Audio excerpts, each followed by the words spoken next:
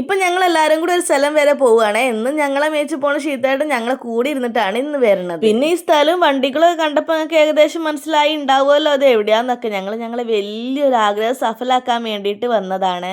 കാര്യം വേറെ ഒന്നല്ല, ഞാൻ മുമ്പത്തെ വീഡിയോയിൽ പറഞ്ഞിട്ടുണ്ടായിരുന്നു. പിന്നെ ആ വീഡിയോ കാണാത്തവരുണ്ടാവുമല്ലോ അവർക്ക് വേണ്ടിയിട്ട് ഒന്നുകൂടെ പറയാം. ബജാജിന്റെ ഇപ്പൊ ഇറങ്ങിയിട്ടുള്ള വലിയ ഇലക്ട്രിക്കിന്റെ ഓട്ടോ ഇല്ലേ, അപ്പൊ അതൊരെണ്ണം ഞങ്ങളും വാങ്ങാൻ വേണ്ടിയിട്ട് ബുക്ക് ചെയ്തിട്ടൊക്കെ ഉണ്ടായിരുന്നു. 2 ദിവസം മുമ്പ് അതിന്റെ ലോഞ്ചിങ് ഒക്കെ. അപ്പൊ ആ വീഡിയോ ഒക്കെ ഞാൻ ഇട്ടിട്ടുണ്ടേനി കേട്ടോ. പിന്നെ അന്ന് തന്നെ അവർ പറഞ്ഞിട്ടുണ്ടേനി നമുക്ക് 2-3 ദിവസത്തിനുള്ളിൽ വണ്ടി കിട്ടും എന്നൊക്കെ. അപ്പൊ വണ്ടി എടുക്കാനായിട്ട് നമ്മൾ വന്നതാണ്. ഷിതാണ്ട് ആ ചിരി കണ്ടില്ല, എത്ര കാലത്ത് ആഗ്രഹം അറിയാം. ചെറിയ ആഗ്രഹം ഒന്നല്ലേനി, വലിയ ആഗ്രഹം തന്നെയായിട്ട് ഇങ്ങനത്തെ ഒരു വണ്ടി എടുക്കണം. അന്ന് ചെറിയ വണ്ടി ഇറങ്ങിയപ്പോ തന്നെ ഷീതാട്ടൻ പറയേണ്ടത് ഇതിന്റെ വലുത് ഇറങ്ങിക്കുകയാണെങ്കിൽ ആദ്യം തന്നെ എടുക്കണം എന്നുള്ളത്. പിന്നെ നമ്മൾ എന്തൊരു കാര്യം ചെയ്യുമ്പോഴും അതിന് പോസിറ്റീവും ഉണ്ടായിരിക്കും നെഗറ്റീവും ഉണ്ടായിരിക്കും. അതേപോലെ തന്നെ ഈ വണ്ടിക്കാണെങ്കിൽ കുറെ പേര് നെഗറ്റീവ്സ് ഒക്കെ പറഞ്ഞിട്ടുണ്ട് കേട്ടോ.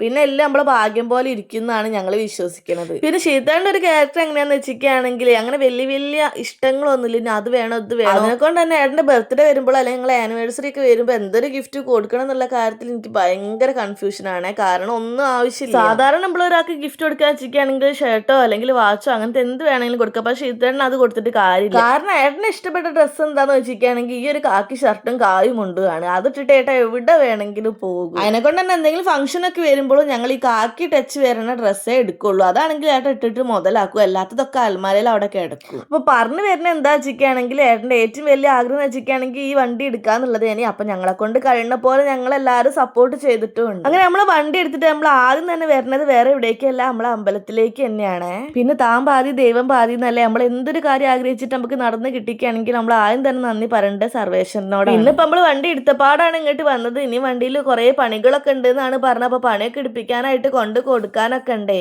അതൊക്കെ കഴിഞ്ഞിട്ട് വേണം പിന്നെ ഇനി പൂജിക്കാനായിട്ട്. അങ്ങനെ ഞങ്ങളുടെ സ്വപ്നം സഫലമാവാൻ വേണ്ടിയിട്ട് പോവുകയാണ്. അപ്പൊ എല്ലാവരുടെ പ്രാർത്ഥനയും അനുഗ്രഹം ഒക്കെ ഉണ്ടാവുമെന്ന് പ്രതീക്ഷിക്കുന്നു. അപ്പൊ വീഡിയോ അത്രയേ ഉള്ളൂ. ഇഷ്ടപ്പെട്ടാൽ ലൈക്ക് സപ്പോർട്ട് ചെയ്യണേ. ബൈ.